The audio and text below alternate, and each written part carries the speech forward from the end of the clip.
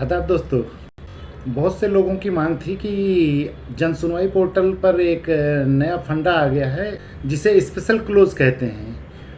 वो बहुत से लोग समझ नहीं पा रहे हैं। असल में जब भी सरकार कोई अच्छी चीज़ निकालती है तो उसका दुरुपयोग करने वाले दुरुपयोग करते हैं। अधिकारी तो बहुत ज़्यादा दुरुपयोग करते हैं। तो माननीय मुख्यमंत्री जी ने एक दिन समीक्षा बैठक में ये आदेश किया था कि जो शिकायतें जन सुनवाई से संबंधित ना हो, जैसे कुछ चीज़ें ऐसी हैं जो जन सुनवाई पोर्टल पर शिकायत नहीं दी जा सकती, अगर उसके बाद भी कोई दे देता है, उसको जानकारी ना हो और दे दे, तो उसे स्पेशल क्लोज में निस्तारित कर दिया जाए। स्पेशल क्लोज का मतलब विशेष बंद का ये अर्थ है कि इसके बाद इस पर असंतुष्टि का फीडबैक नहीं दिया जाएगा, जिससे अधिकारियों का बिला वजह समय बर्बाद ना हो। कि मतलब अगर उसने लिख दिया है कि ये जन सुनवाई से संबंधित नहीं है, इस पे जन सुनवाई पे कार्रवाई नहीं की जा सकती, तो जनता को नई जानकारी हो तो फिर से भी असंतुष्टि फीडबैक दे देते हैं, जिससे वर्कलोड बढ़ जाता है। तो इसलिए मुख्यमंत्री महोदय ने कहा था स्पेशल क्लोज में, विशेष बंद में उसको डाल के बंद कर दिया जाए। बहुत अच्छी चीज़ थी। अब ये जब शासनादेश जारी हुआ तो अंबेडकर नगर में भी लागू करना था। जून का है शासनादेश, लेकिन अंबेडकर नगर में लागू नहीं हुआ। डीएम साहब को ऐसा हुआ कि वो सोचे कि किसी तरह नंबर 1 पे आए, क्या क्या प्रक्रिया अपनाई जाए। तो उन्होंने 25 सितंबर 2023 को एक मीटिंग रखी। उनके यहाँ मीटिंग बहुत होती है, वो बेचारे बहुत मीटिंग करते हैं। तो उसमें उन्होंने स्पेशल क्लोज के बारे में भी समझाया कि शिकायत को स्पेशल क्लोज में डालने से पहले विस्तृत आख्या बनाएगा कि किन कारणों से इसे विशेष क्लोज में डाला जाता है। ये L1 अधिकारी जो ऑनलाइन जिसको जांच मिली है, वो अधिकारी उसकी विस्तृत आख्या देगा कि हम किस कारण से इसे विशेष क्लोज में डाल रहे हैं। और फिर वो L2 अधिकारी के पास जाएगी, वो उसे देख के परीक्षण करेगा, उसका अनुमोदन कर देगा, हाँ ये विशेष क्लोज में होने वाली है या नहीं। अगर विशेष क्लोज लायक नहीं तो वो वापस कर देगा L1 अधिकारी को, वही जांच अधिकारी को। ये उसकी पूरी व्यवस्था थी। डीएम साहब ने भी समझाया कि ऐसे ऐसे करना, और उसमें ड्रॉप बॉक्स रहता है। तो 12 श्रेणी हैं ऐसे, न्यायालय संबंधित, जन सूचना से संबंधित, बृहद मांग से संबंधित, सुझाव से संबंधित, ऐसी चीज़ें जन सुनवाई पे नहीं हो सकती। तो उस बॉक्स को आप क्लिक कर दीजिएगा और आप L2 अधिकारी के पास जाएगी, वो अनुमोदन करता है, वो देखेगा। अगर आपकी रिपोर्ट जेन्युइन है, वो विशेष बंद में डालने वाली तो कर देगा, वरना आपको वापस कर देगा। और जो विशेष बंद में चली जाएगी उस पर असंतुष्टि फीडबैक नहीं दिया जाएगा। तो डीएम साहब ने बताया, ये तो मतलब खुलेआम मीटिंग में लोगों को बताया, इससे बड़ा अच्छा असर पड़ता है कि डीएम साहब काम कर रहे हैं। लेकिन अंदर खाने क्या खा, सब विशेष क्लोज में बंद कर दो।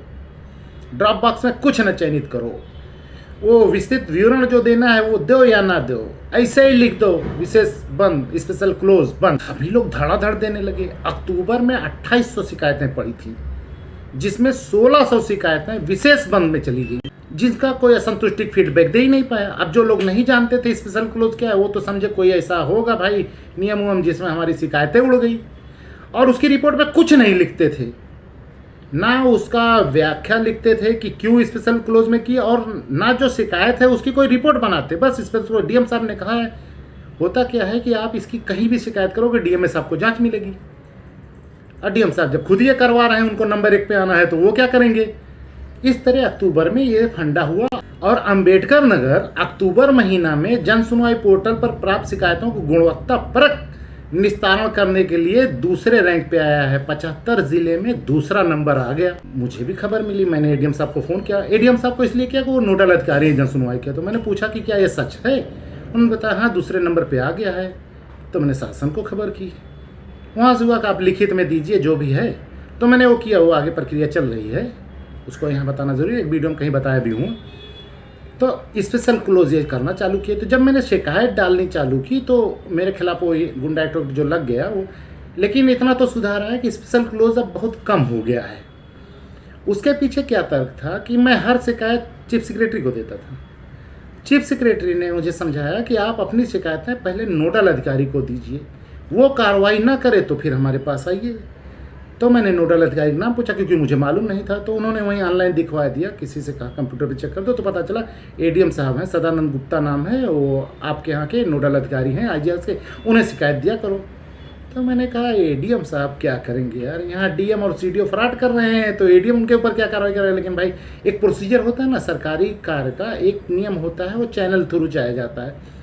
तो मैंने जितने स्पेशल क्लोज में बंद थे फर्जी, वो सब की शिकायतें बेचारे नोडल अधिकारी साहब को भेजना शुरू किया। अब नोडल अधिकारी कैसे किसी के खिलाफ कार्रवाई कर देंगे, और डीएम साहब जो करवा रहे हैं गलत, उस पर कैसे कार्रवाई कर दे, तो बेचारे कर नहीं पाते थे। तो मैंने शासन को एक लेटर लिखा एडीएम साहब के बारे में कि श्रीमान जी हमने सोचा कि ये अच्छे सौम्य आदमी हैं, बड़े शर्मीले हैं बेचारे, और बड़ा अच्छा काम हम करते हैं, इन्हें अगर डीएम बना दिया ना बड़े अच्छे से चलाएंगे। लेकिन अब भाई जो भी हैं, तो मैंने उनके खिलाफ शिकायत नहीं दी, मैं उनको इससे रिलीज़ कराना चाहता था कि इस माथापच्ची से, फर्जी वाले से वो निकल जाएं किसी तरह।